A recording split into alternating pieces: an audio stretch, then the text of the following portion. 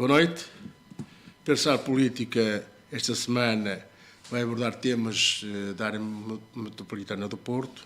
Tenho comigo o arquiteto Manuel Correia Fernandes, professor universitário jubilado, última lição Viagens, que é um pouco o relembrar as viagens que fez enquanto na sua vida e explicar como é que ele via as cidades através do desenho. Uma viagem interessante, onde apareceu uma das últimas vezes o Manuel de Oliveira, que para assistir a ela do doutor, do arquiteto Manuel Correia Fernandes, professor doutor, arquiteto. Agora estou jubilado, sou arquiteto.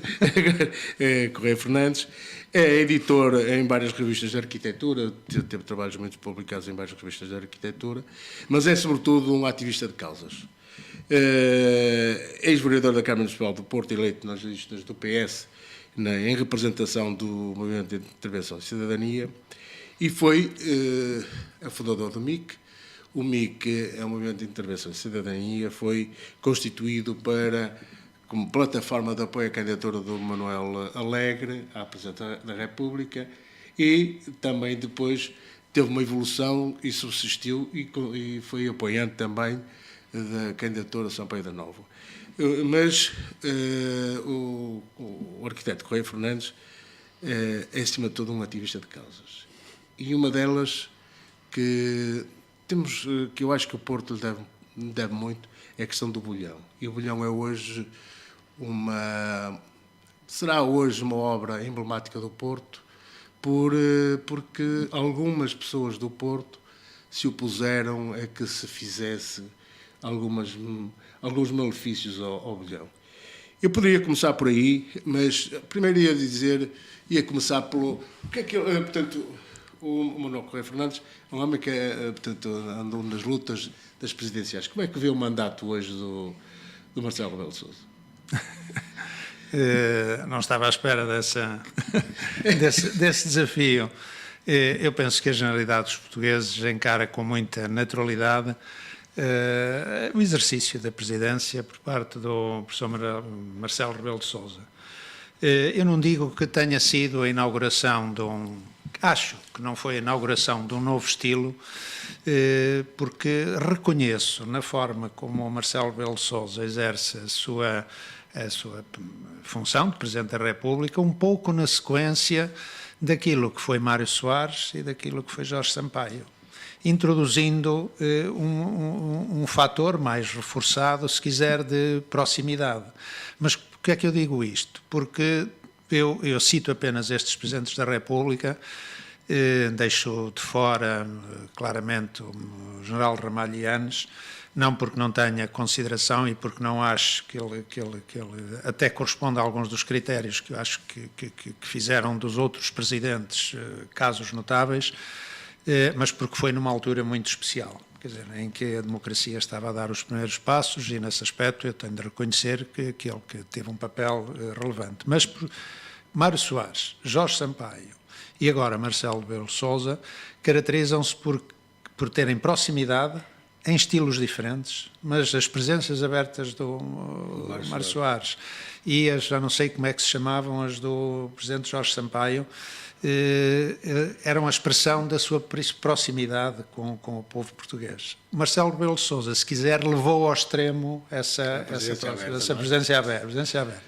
E junta qualquer coisa que para mim é extremamente importante, que é a cultura. Sim. Tanto Mário Soares como Jorge Sampaio como Marcelo Rebelo de Sousa são homens cultos. Eram Mário Soares, ainda felizmente Jorge Sampaio e Marcelo Rebelo de Sousa.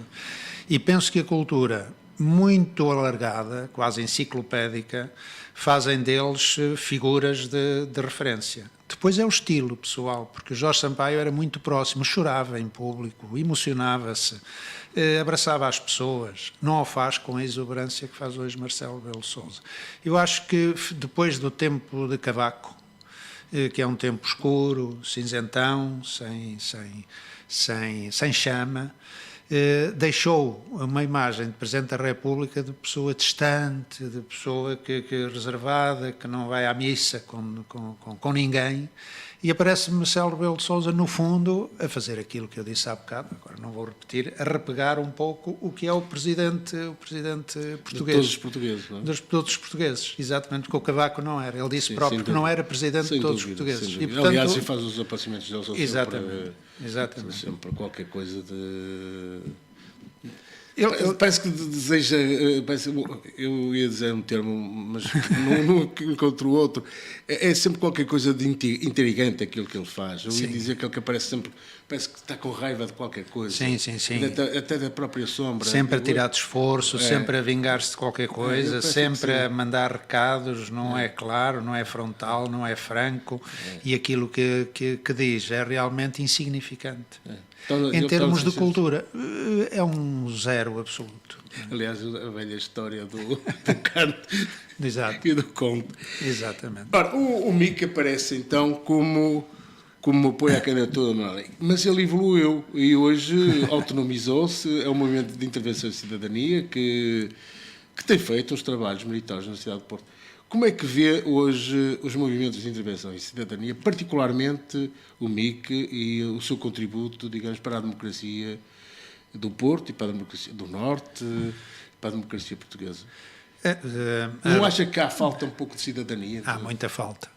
Há muita falta de cidadania. Eu penso que provavelmente será o problema mais importante da sociedade portuguesa neste momento, porque sem cidadãos, sem instituições cidadãs, sem mobilização dos cidadãos a vários níveis, nas causas próximas, nas causas mais gerais, não existe sociedade. As nações são constituídas fundamentalmente por cidadãos e por um território que esses cidadãos ocupam. E só há políticas para as pessoas quando tenho políticas para os territórios onde elas vivem. E só há políticas para os territórios quando há pessoas para ocuparem esses territórios. E, portanto, esta ligação para mim é absolutamente fundamental. Por cima de tudo isto está a forma de gerir estas duas coisas, as pessoas e o território, os territórios. E isso faz-se democraticamente. Não conheço outra forma de governo que seja... que considere as pessoas. E essa forma é uma forma que pressupõe a informação, a votação, a auscultação das pessoas. A transparência da informação. A transparência na informação, a transparência na ação, a transparência na discussão. Eu tenho, evidentemente, 40 anos de professor universitário e confrontei-me sempre com opiniões diferentes das minhas. E eu tive de gerir essa situação. E devo dizer que foi digamos, o combustível que me fez estar 40 anos no ensino. Foi ter que todos os dias confrontar a minha opinião com as dos outros. De maneira que a divergência faz parte da minha maneira de ser. O Movimento de Intervenção e Cidadania, o MIC, aparece no momento em que há uma pessoa que simboliza isto, e foi Manuel Alegre, nas presidenciais de 2006. A história dele, pessoal, é isto. A história pontual naquele momento e a circunstância do fim da era, do fim de uma determinada era, do princípio de outra, faz convergir no Manuel Alegre estas ideias que eu acabei de referir. E daí ter havido um conjunto de pessoas, vindas de vários partidos, independentes também, que apoiaram a candidatura de Manuel Alegre e que durante a campanha acharam que deviam continuar aquele trabalho, porque a campanha acabou na altura com o resultado brilhante que teve o Manuel Alegre, mas as pessoas que constituíram o MIC, que eram informes, no primeiro não havia estrutura nenhuma, resolveram estruturar-se. E estruturando-se de uma forma leve, estruturando-se de uma forma que não implicava grandes burocracias, grandes solenidades, e fazer aquilo... Um movimento muito aberto. Completamente aberto. Tão aberto que as pessoas entram e saem quase que à medida das causas que se vão colocando, que se vão levantando. O Bolhão foi uma delas. Outras causas da educação, da regionalização, que o MIC tem vindo a tratar. E o Bolhão tem um significado especial porque se referia a uma situação em concreto. Mas nós podemos encontrar situações em concreto que não representam nada de material, como é o caso da regionalização, como é o caso da educação, como é o caso, enfim, de outras, da cultura, relativamente à qual o MIC se tem posicionado sempre que pode, porque estes movimentos também são feitos de oportunidade, também são feitos de capacidade que as pessoas têm de, em cada momento, darem mais de si ou menos de si.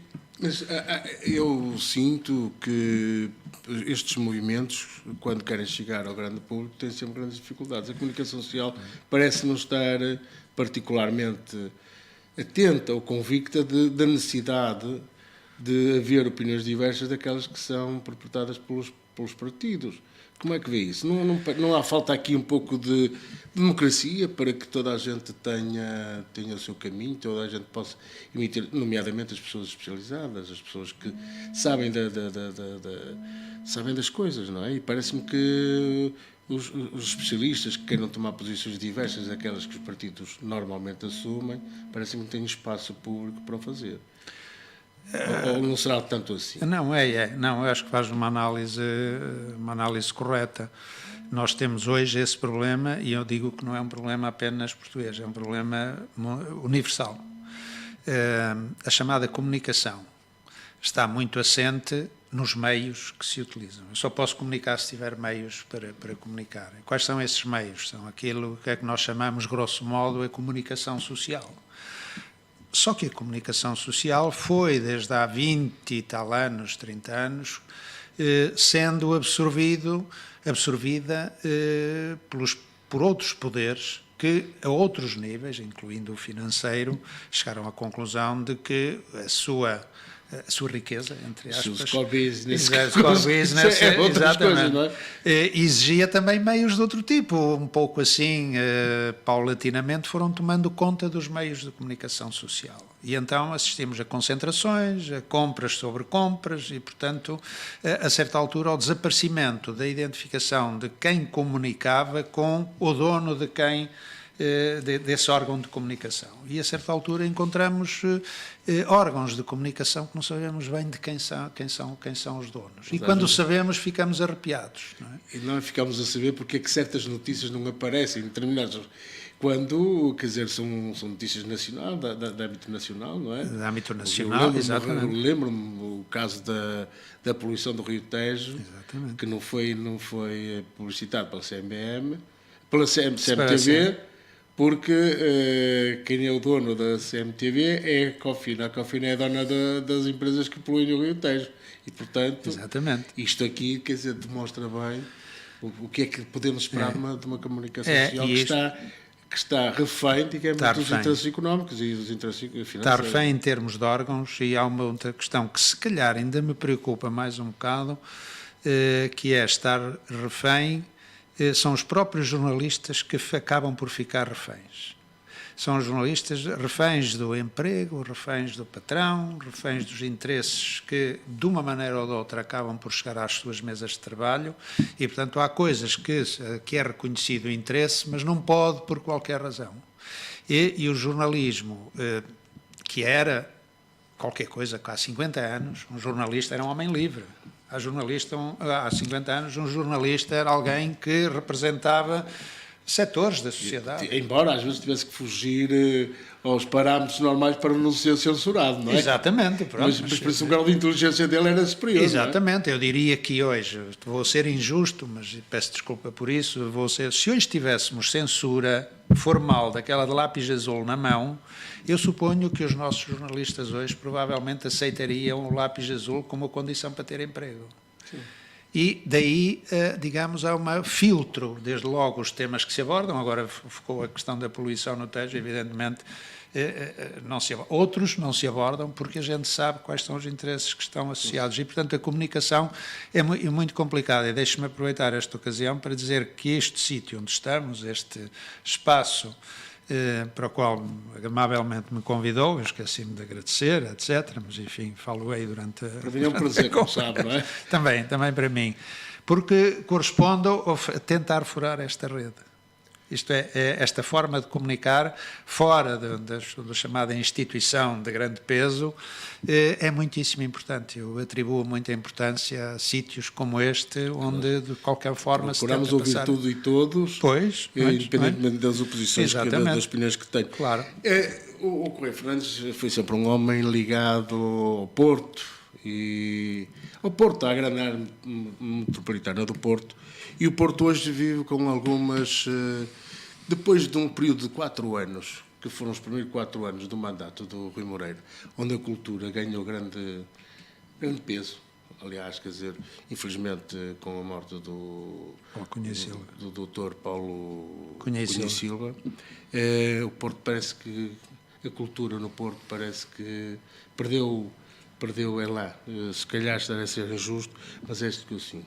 Mas normalmente esquecemos de associar à cultura espaços como o Bolhão, que de facto é um centro de cultura da cidade do Porto, e hoje a mulher do Bolhão não é só característica do Porto, mas é uma característica nacional, portanto é uma referência nacional. A mulher por muita crítica que se faça a nível de Lisboa, é de facto claro, uma figura típica do Porto, tradicional do Porto.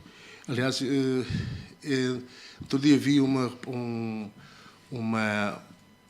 estive numa conferência em que era a arte tradicional e a fraternidade. E, de facto, nós esquecemos muito do que é tradicional. Parece-me que não queremos trazer para a praça pública o que é tradicional. Parece que estamos na via erudita e esquecemos que não somos nada eruditos, somos todos povo e, portanto, depois temos maneiras diferentes de pensar. Mas isto foi uma à parte. Mas temos o Bolhão, a Rábida, que hoje vive também algo de importante, porque está classificado como monumento nacional e a sua proteção parece-me que não está a correr de feição, pelo menos a aquilatar por aquilo que eu tenho lido na comunicação social, em alguma comunicação social, é sobre o que se passa sobre a área envolvente de proteção à Rábida. O arquiteto Correia Fernandes é um estudioso destas questões. Aliás, o último que eu vi também foi o José Alberto Correia Fernandes, que tem uma visão um bocado próxima daquela que também apresenta sobre o tema. O que é que há a dizer sobre isto? Sem querer desenvolver muito, porque isto tem uma parte que é muito complicada e muito aborrecida, aborrecida porque implica citação de leis, implica manuseamento de materiais que normalmente não são muito aliciantes para quem está a conversar. Qual é o problema da Rábida? O problema da Rábida surge por causa da classificação da ponte da Rábida. A classificação como monumento. E surge numa zona da cidade que está em expansão. E surge num momento em que a cidade também está em expansão. E sobretudo numa zona muito valiosa, não é? E numa zona que já se sabia há muito tempo que iria ser muito valiosa, porque todos os investimentos dos anos 90, os programas Polis, os programas das frentes marítimas, os programas, se quiser, da Cimeira Ibero-Americana, toda a requalificação das frentes de água, que passou a ser um tema que a partir dos anos 80 aliciou as cidades. Quando os portos comerciais deixaram de estar nas cidades e se afastaram, deixaram imensas estruturas e boas estruturas, desde Nova Iorque a Londres, a Buenos Aires, a Belém, no Pará. Nós encontramos hoje imensíssimas estruturas portuárias transformadas em zonas de lazer, zonas de trabalho, zonas de recreio, zonas onde se instalam universidades, porque são milhões de metros quadrados. Então, Nova Iorque é uma coisa impressionante. Quando o Porto de Mar saiu da ilha de Manhattan e foi para Brooklyn, evidentemente que abandonou milhões e milhões e milhões de metros quadrados. E isso foi uma operação a que praticamente o mundo assistiu sem grande rebuliço. A própria cidade de Nova Iorque, e agora entramos naquilo que também para mim é muito importante na Rábida, planeou isto. Não foi por acaso que mudou o Porto de um lado para o outro. Sabia o que ia acontecer no sítio que ficava abandonado. Como Londres sabia também, como Buenos Aires sabia também, como Belém no Pará. Eu cito estas cidades porque foi daquelas que me ocorreram na primeira vez que falei disto. E portanto, o conhecimento do dia da manhã é absolutamente fundamental. Qual é o problema da Rábida? Que há muitos anos se sabia que havia construção ao longo do Rio Douro.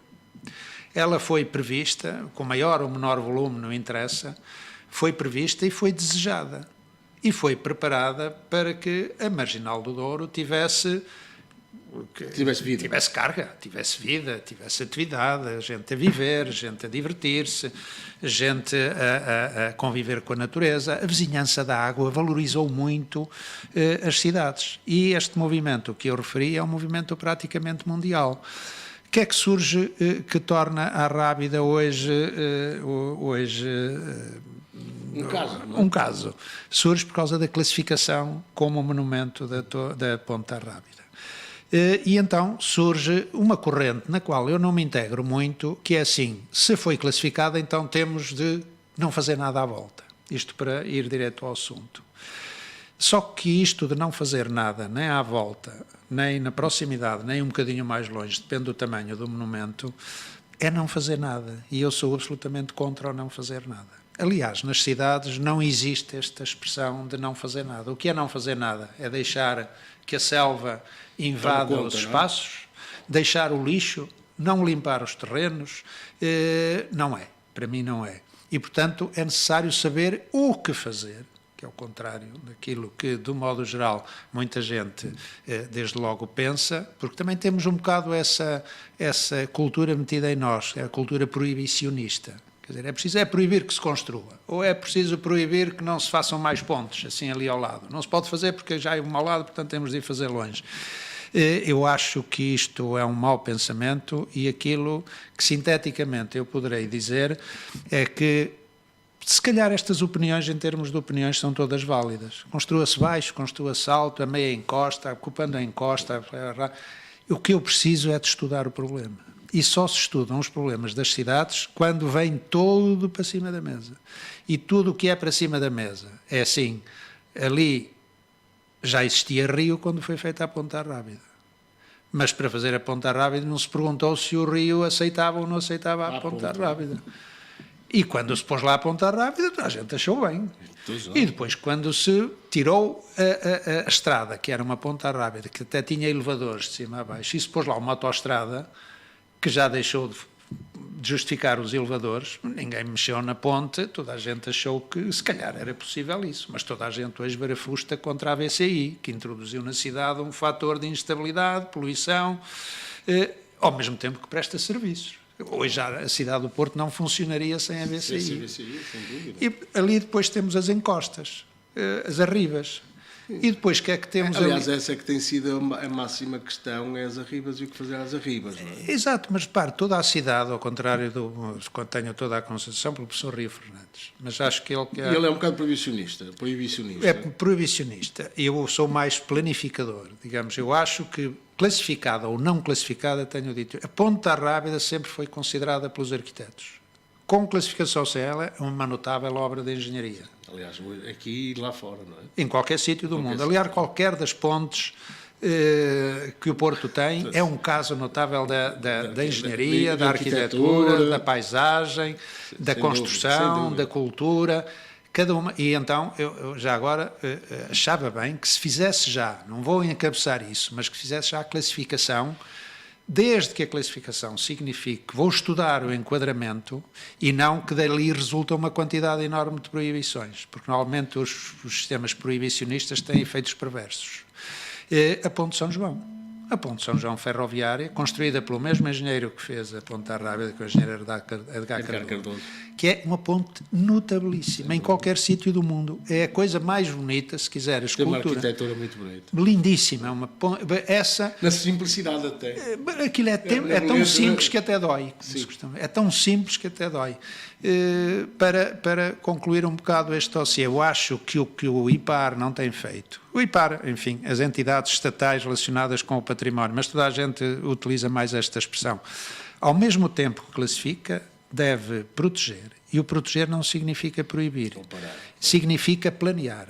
E então eu devo encomendar planos, que é o que a lei exige, obriga e que estou farto de dizer. Não é meia dúzia de medidas avulsas, sequer, que se sobrepõem a um plano porque tem um valor jurídico muito superior. Não há nada que se faça na Ponta Rábida que não tenha valor de plano que ponha fora o plano diretor municipal. E, portanto, a cultura de planeamento é uma cultura fundamental e a cultura de planeamento é uma cultura de exercício da democracia. Porque estão várias visões sobre a mesa as equipas são multidisciplinares, os planos são aprovados nos órgãos próprios onde há eleitos, assembleias municipais, etc.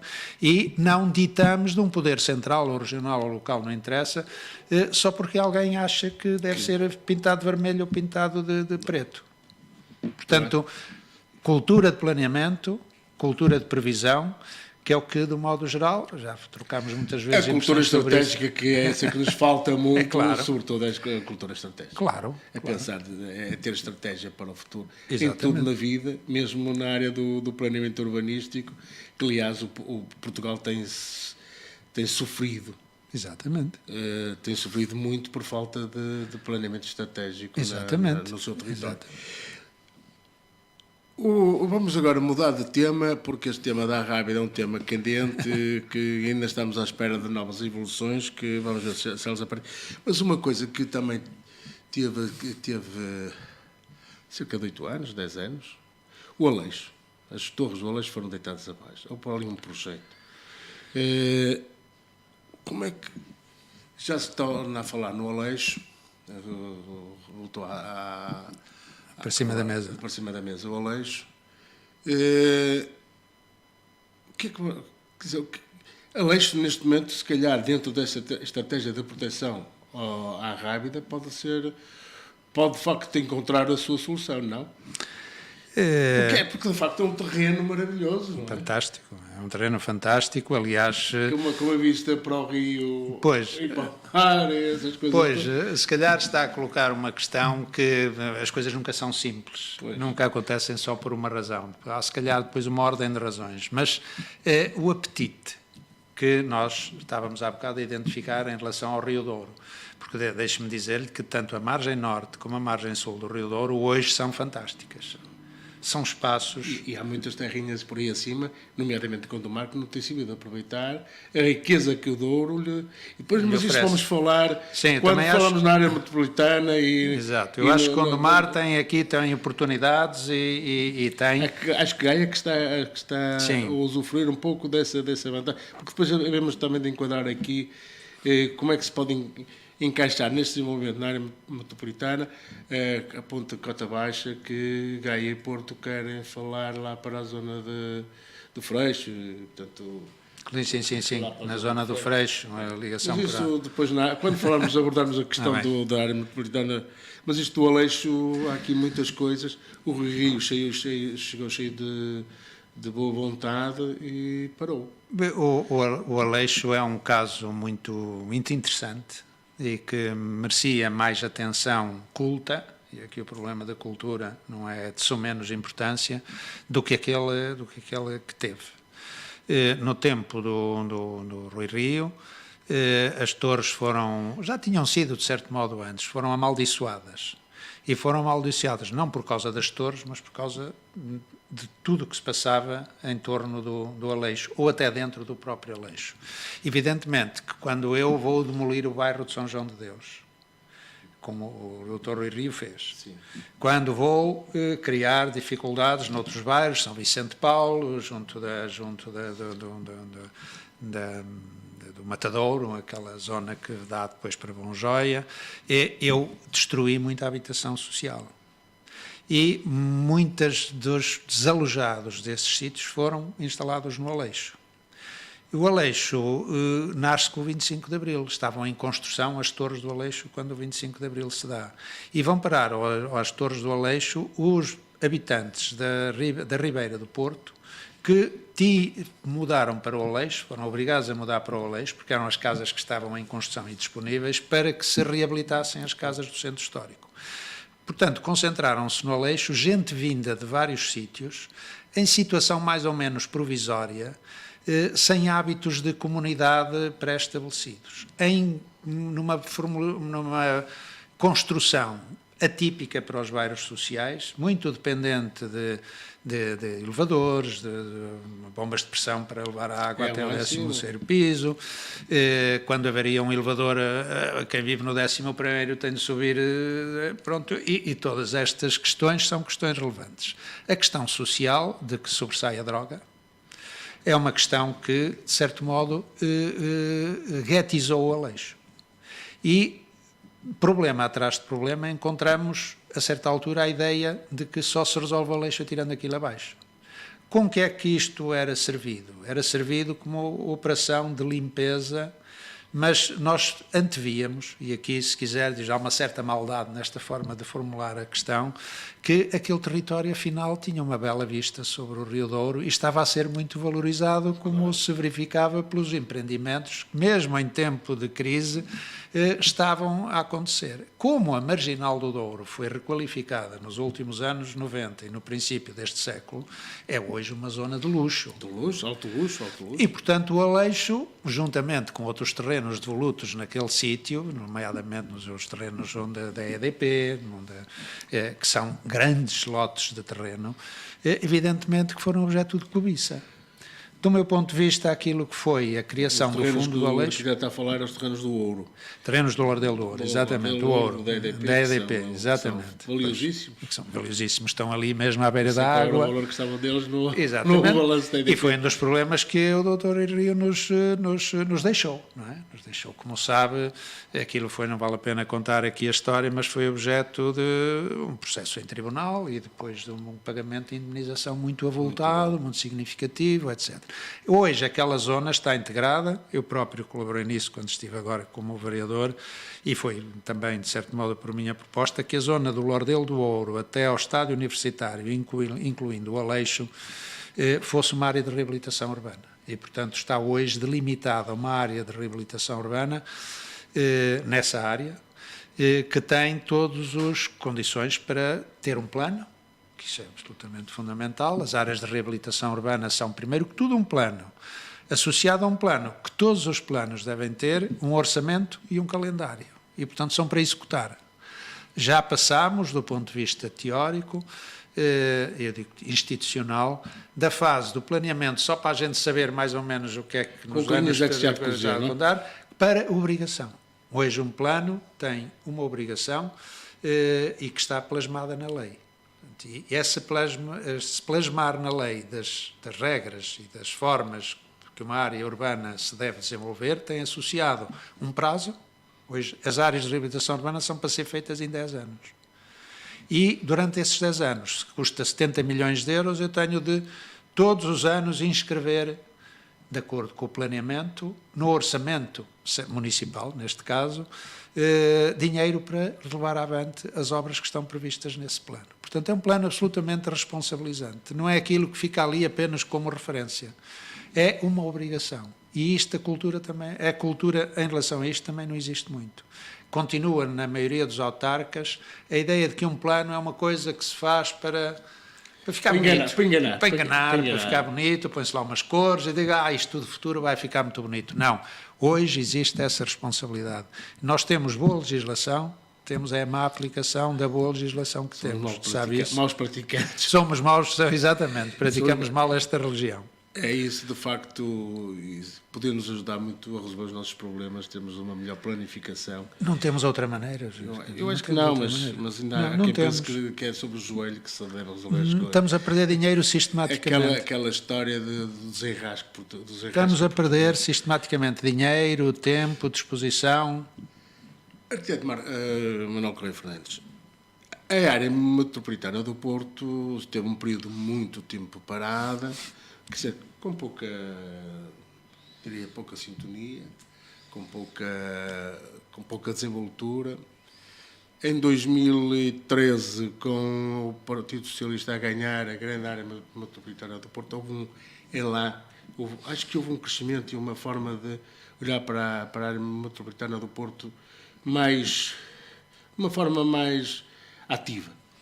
Mas parece-me que hoje que estamos a regressar ao passado. Será o efeito do Rui Moreira ter a Câmara do Porto e digamos, ter um parceiro de caminhos como o Eduardo Vítor para que a área metropolitana do Porto esteja um bocado fora da atividade? Não estou a dizer que está inativa, mas estou a dizer que está com uma atividade muito reduzida.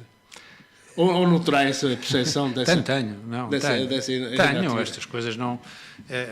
Eu sinto isso. Não, sim, personificar é mais complicado, embora se Sim, deva. quer dizer, Deve-se. Mas sentimos... As pessoas são sentimos responsáveis. Há bocado falámos do Dr. Rui Rio, não foi exclusivamente ele que fez, mas assumir responsabilidade, como hoje o Dr. Rui Moreira assume, como o Dr. Eduardo Vitor assume em Gaia, enfim. O que eu acho é que a área... Por causa desta questão da descentralização, parece que estão os dois muito... Pois é, porque também andamos aqui um bocado a dançar segundo a música que nos põe, não é? Quer dizer, põe-nos uma música de uma maneira, depois mudam a música e a gente não pode continuar a dançar a valsa, tem de passar para um tango. Claro. Ora, mas não era tango que eu queria continuar a dançar a valsa. Não, mas agora te danças o tango. Portanto, há aqui qualquer coisa... Mas está preparado para o tango. Não estou preparado para o tango. Venho vestido, não sou... Mas, enfim, uma senhora podia vir de saia travada, não dá para dançar o tango, nem a valsa, não é? Portanto, ela veio para uma dança que é outra. A área metropolitana, digamos, é a nova grande cidade. Quer dizer, e isso é uma coisa que a gente, depois da primeira...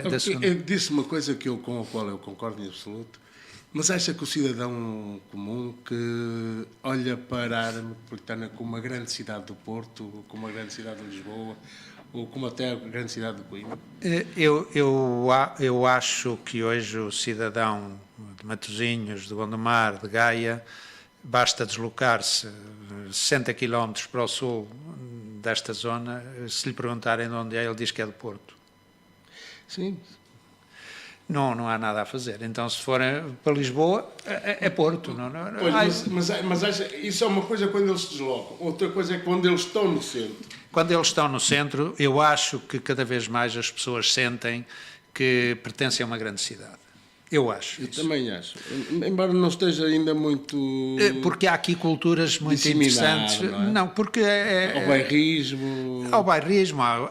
Eu aí sou muito complexo. Porquê é que sou muito complexo? Porque eu acho que as grandes estruturas, urbanas ou não, as grandes conglomerações, aquilo que se convencionou chamar as megalópolis, portanto, temos as metrópoles, a gente estamos na metrópole, mas as megalópolis, nós nem sabemos muito bem o que isso é. Portanto, temos toda a sorte do mundo de ter aqui uma área metropolitana, que é uma grande cidade, mas que não ultrapassa 1,5 milhão de habitantes. Isto é uma sorte que a gente nem imagina, porque a cidade do México tem 20 milhões. Ou de São Paulo. São Paulo tem 20 milhões.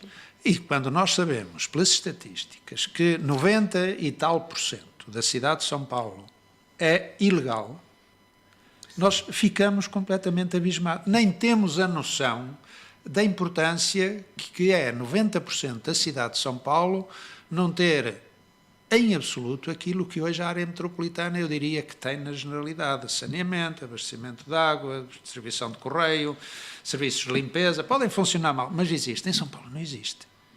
Em São Paulo eu tenho de passar 8 horas por dia em transportes para ir trabalhar. E estou num edifício que não está legalizado.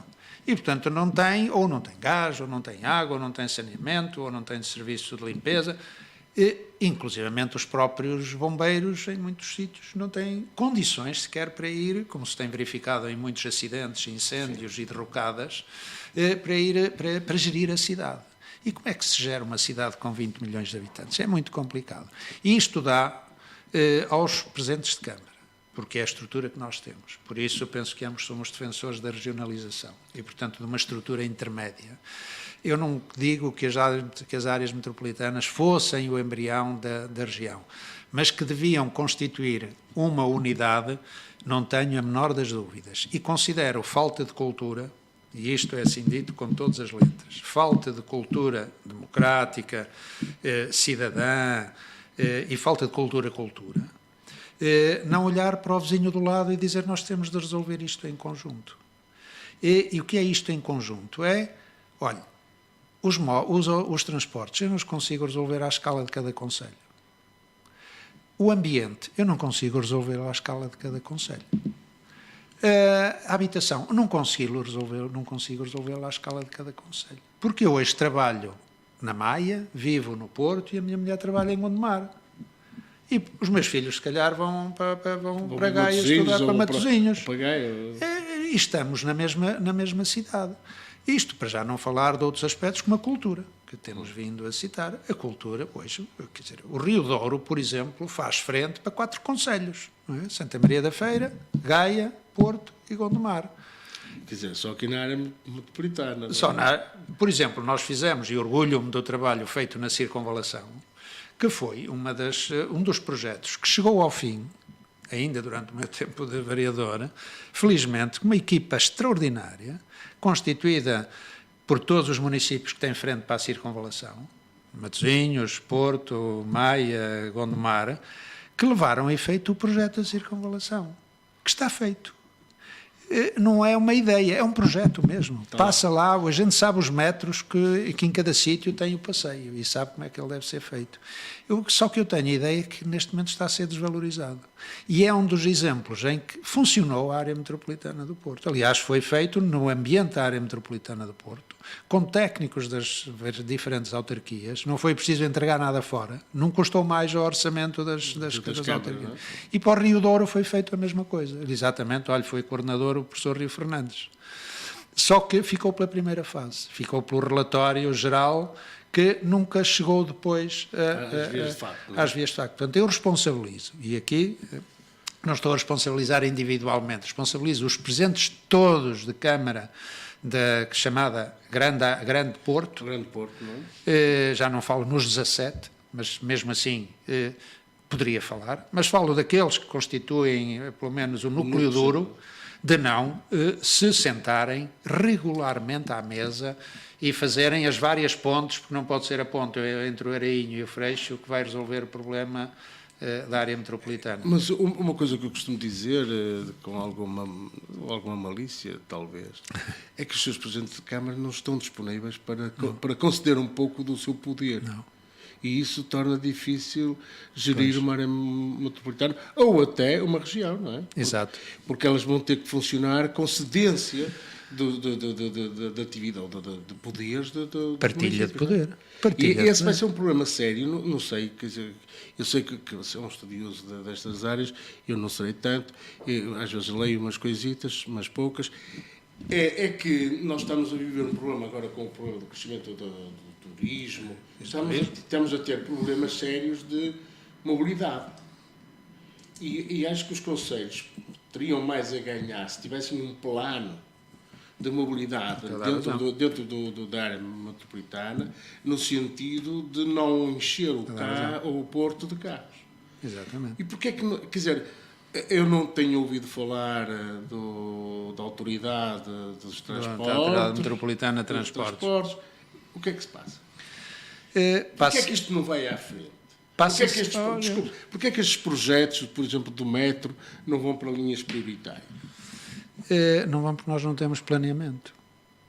É tão simples quanto isso. Eu disse, isto é reduzir... Ou é vontade, ou é a imposição de algumas vontades, porque se tem mais peso político ou menos peso político? É um pouco o jogo dos prestígios pessoais, dos força política que se exibe de determinada maneira e não de outra, da oportunidade que se tem, não sabe se tem daqui a 4 anos e, portanto, eu posso hoje ser presidente e amanhã não ser e depois eu quero deixar a minha marca e, portanto, o tempo passa de repente. Os 4 anos do mandato são muito rápidos, não servem rigorosamente para nada e não chegam rigorosamente para nada que não seja planear o mandato seguinte. Portanto, temos aqui muitos problemas a resolver, mas não vamos complicar a vida e eu diria assim, as comissões de coordenação foram esvaziadas das suas capacidades e hoje são... Gerem fundos, não é? Gerem fundos. As áreas metropolitanas foram criadas, mas não têm orçamento, nem fundos gerem, pronto, disse tudo. As autarquias estão cada um com o seu problema, e cada um com o seu problema, sem uma visão global, quanto mais não seja de encontro sistemático. Eu gostava que, por exemplo, os presentes do Grande Porto se juntassem, já não digo mais, mas uma vez por mês, e evidenciassem os assuntos que trataram e que pusessem cá fora, pura e simplesmente, uma ata daquela reunião. O que é que 9 presidentes de Câmara, ou 8 ou 7, os que sejam, trataram numa reunião, num dia por mês, o que é que conversaram? Quais são as preocupações que se transmitiram uns aos outros? A gente não sabe. às vezes as coisas mais complexas resolvem-se com os processos mais simples. E há um processo que acho que é muito simples, que é o processo da conversa. Aliás, dizia com algum acerto o professor Valente Oliveira, quando no primeiro debate que eu, enquanto vereador, se fez sobre o plano diretor municipal na Biblioteca Almeida Garrett, o primeiro debate aberto já a meio do mandato, já passava ao meio do mandato, a primeira sessão, digamos, onde o título da sessão até era "O Porto não é uma ilha". E o professor Valente Oliveira foi convidado para participar nesse debate. E ele utilizou, a certa altura, uma expressão que ficou-me na minha memória, que é muito feliz. Nós temos tanta coisa, tanta virtualidade, tanta potencialidade, que somos culpados de não falarmos uns com os outros para fazer valer aquilo que temos. E eu acho que isto é uma ideia tão simples, tão primária. Vamos conversar. E vamos partilhar com os munícipes aquilo que conversamos. E então, os 8 presidentes de Câmara se juntarem uma vez por mês, é uma vergonha se não disserem cá para fora nada que valha a pena. Ora, o que é que conversaram então os 8 presidentes de Câmara? Falaram do Rio, falaram não sei o quê, e depois, um mês depois, o que é que falaram? Eu, um ano depois, tenho 12 reuniões. 50 ou 60 ideias. 60 ideias e disse, pronto, está aí. Qual delas é que vai avançar? Mas o problema é saber qual delas é que vai avançar, não é? Mas tem de resolver, para qual isso delas é que vai ser mais discutida. Para isso é que foram eleitos. Porque, de facto, no mandato anterior, que se fez um trabalho, eu acompanhei mais ou menos de perto a questão das ilhas. Sim. E as ilhas, como é que está o projeto das ilhas? As ilhas tinham muitas pernas para andar. Mas hoje estão a ser supervalorizadas, não é? Tal questão da tradição. E hoje uma casita numa ilha vale muito dinheiro. Pois vale. Pois vale. Porque estamos no mesmo sistema de tirar as pessoas dos residentes, dos habitantes, dos portuenses. Eu ia dizer portistas, mas não fica mal. Não, porque não é portistas que se trata. Os portuenses, tiraram-se os portuenses da cidade para a periferia. Será que vamos ter o mesmo efeito donuts que tivemos nos anos 70, 80? Pois, eu já digo algumas vezes que nós costumamos caminhar de problema em problema em vez de caminhar de solução em solução. As ilhas já tiveram há muitos anos, e eu chamo aqui, quer dizer, estou em Gondomar, um sítio a que me ligam especiais recordações, porque eu trabalhei na Brigada Sal, que trabalhou em São Pedro da Cova. Já lá vão uns anos. Bela Vista, já lá vão muitos anos, tantos quantos o 25 de Abril. Veja lá. E não era uma questão de ilhas, mas era uma questão era o maior bairro mineiro, clandestino, mineiro, evidentemente, e depois o maior bairro clandestino que existia no Norte. E eu aprendi muito, para mim foi uma aprendizagem fantástica. Mas todos os meus colegas que trabalharam no Sal, trabalharam nas ilhas do Porto. E aí foi feito tudo. Não é preciso estudar mais do que aquilo que estudaram. Inclusivamente, esta experiência recente de reabilitação da ilha da Bela Vista, na cidade do Porto, portanto, Bela Vista, Porto, não Bela Vista, Gondomar, que era uma ilha enorme, que está neste momento reabilitada, ou requalificada, se quiser, reabilitada, reconstruída, não com o programa inteiramente cumprido, mas o essencial foi feito. Não resultou, a base teórica e prática daquele projeto não é outro que não seja o sal. Portanto, a filosofia do sal, que não vamos, evidentemente, não vamos agora falar nisso, mas o sal era tudo menos um processo caótico. O processo foi pela primeira vez planificado, absolutamente planeado, absolutamente responsabilizante, num momento em que ainda o Estado, e agora... E deu grande dignidade a quem misturou o direito à habitação com o direito à cidade. E é isso que nós temos de regressar. São estes pequenos princípios. As pessoas não podem ser desalojadas. Pode haver os maiores interesses, as pessoas não podem ser, nem ser aliciadas, porque muitas vezes existe a mistificação das situações. Eu digo que uma pessoa saiu, e a mistificação é nos dois sentidos, e isso é muito perigoso. Alguém que vive numa zona histórica é aliciado para sair porque lhe vem parar ao bolso uns milhares de euros para sair, para aquela economiazinha uns milhares de euros é uma fortuna, para quem vai usufruir dos benefícios não é nada, são os tostões. E, portanto, nós temos de olhar para isto com uma visão sistémica, se quiser, visão de planeador, de visão de saber se essa pessoa sai para ali, se pode sair, se deve, em que condições é que deve ou não. Normalmente o planeador é olhado como um entrave. Quer dizer, a pessoa está ali a chatear. Eu outro dia fui assistir a uma apresentação da ponte de Cota Baixa, que liga Gaia ao Porto, nomeadamente à zona do Freixo. Acha que isso pode vir a trazer... Não sei se conhece. Conheço a ideia. Conhece porque é que eu já vinha de passado. Conheço a ideia e foi muitas vezes aventadas hipóteses desse tipo. Poderá vir a trazer uma melhoria significativa. O Freixo e a Marginal e o Freixo têm tido algumas dificuldades de mobilidade, nomeadamente nas grandes horas de ponte. Poderá vir ajudar a resolver algum problema ali naquela zona da cidade, na ligação Gondomar, Joaquim Figueiredo, Porto, Gondomar, Gaia, e tirar o trânsito do grande centro da cidade e da própria VCI. Nós andamos aqui numa luta um bocado esquizofrénica, porque agora utilizou a expressão de vamos resolver algum problema assim ali, isto vai resolver. Eu digo, vamos resolver se o saldo dos que não resolve ou dos que cria for positivo, isto é, se forem mais os que resolvem do que os que não resolve, do que os que cria, os que não resolvem... Exatamente. Não está aprovado isso, porque não foram apresentados estudos. Eu, por princípio, sou contra ideias relativamente aos quais não são apresentados. Ele diz que faz a ligação depois ao Matadouro, depois à própria Alfândega... Pode fazer as ligações todas, como sabe, quem tem boca vai a Roma, e, portanto, eu consigo ir daqui a Roma sem subir um degrau único, não é? Eu vou daqui a Roma, acabou. Pode-se dizer que eu ligo o Freixo a Roma, ou que ligo o Freixo a Moscovo. Isso é uma ideia fabulosa, só que já está feita. É questão de eu ir, não é? De um sítio ao outro. Claro. Às vezes, como sabe, mesmo em urbanismo, a distância mais curta entre dois pontos não é uma reta, não é? E basta ver as voltas que a cidade do Porto e de Gaia e outras como Gondomar também, em certo sentido, dão para subir as encostas que têm. Não vão a direito. Quer dizer, tem de andar a fazer umas curvas, não é? A ponte, para não fugirmos muito ao tema, a ponte sobre o Rio Douro, não conheço os estudos e, portanto, tenho algumas dúvidas. Olhando para os planos diretores municipais, a do Porto não tem justificação nenhuma.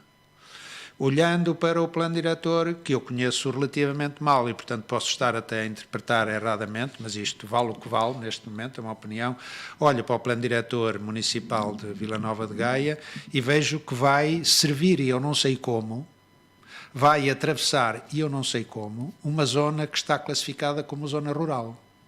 E que a gente vai lá, olha do lado de cá, e aquilo é uma coisa fantástica do ponto de vista, digamos, desta relação com o Rio, não é? A integração com o Rio, a integração com o urbano, e é dos poucos espaços que a área metropolitana tem, com algum sentido, com alguma força. Eu já estive a observar de cima, do lado de cá do Porto, olhar para aquela zona e digo, eu não sei se passando ali viadutos, a que cota passam, se deixam passar... Eu pensei que fosse por turno.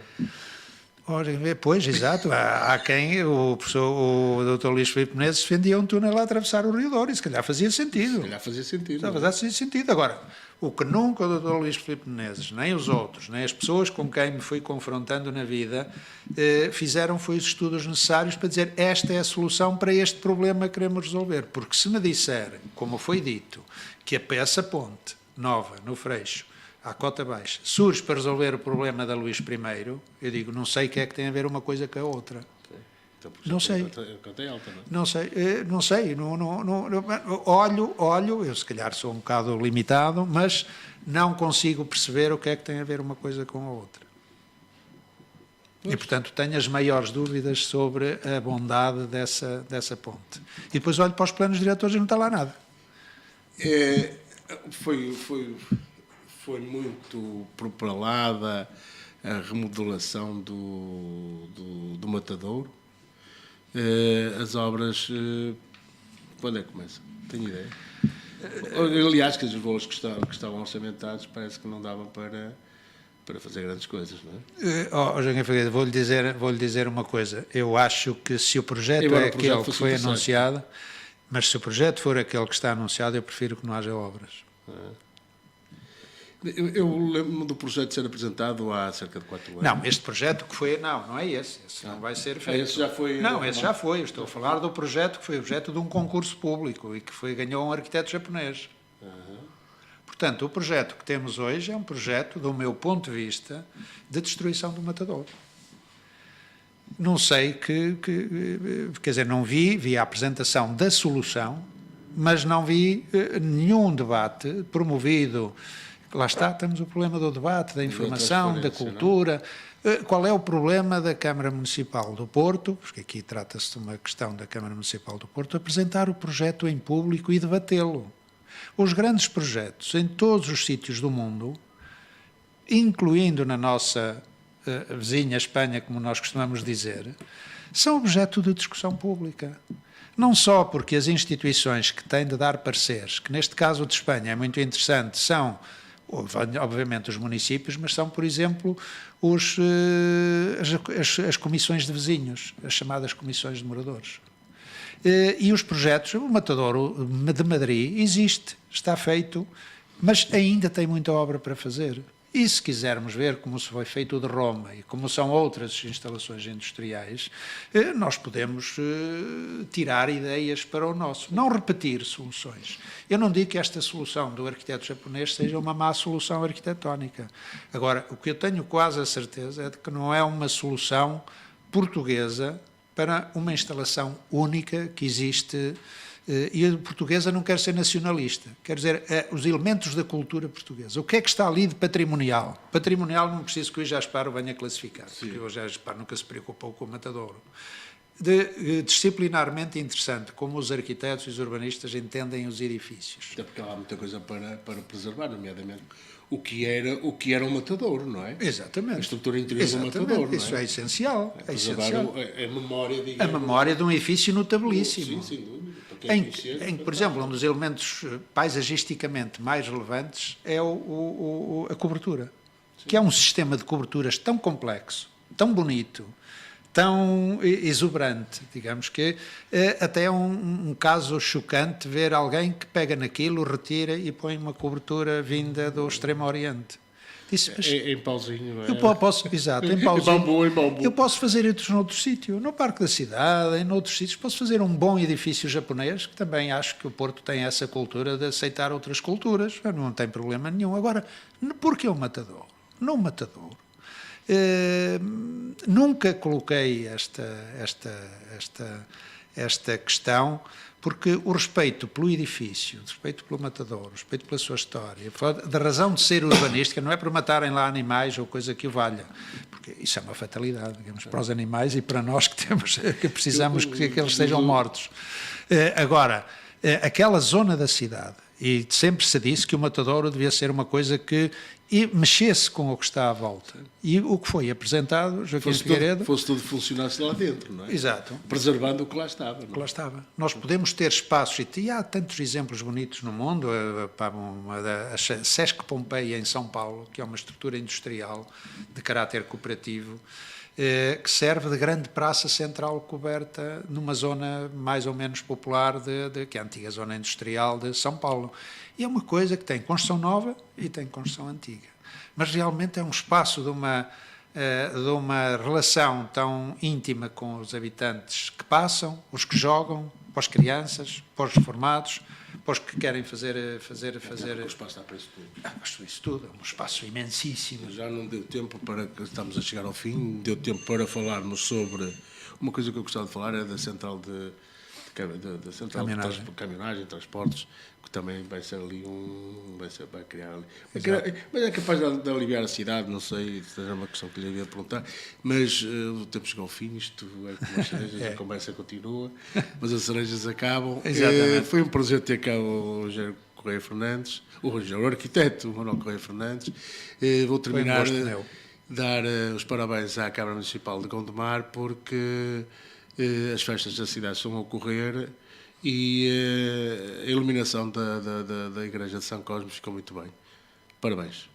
Muito boa tarde. Olha, muito obrigado. Deixe-me agradecer, que não tive a oportunidade de agradecer este convite e estou à disposição sempre. Muito obrigado. Para mim foi um prazer, foi um gosto. Foi uma conversa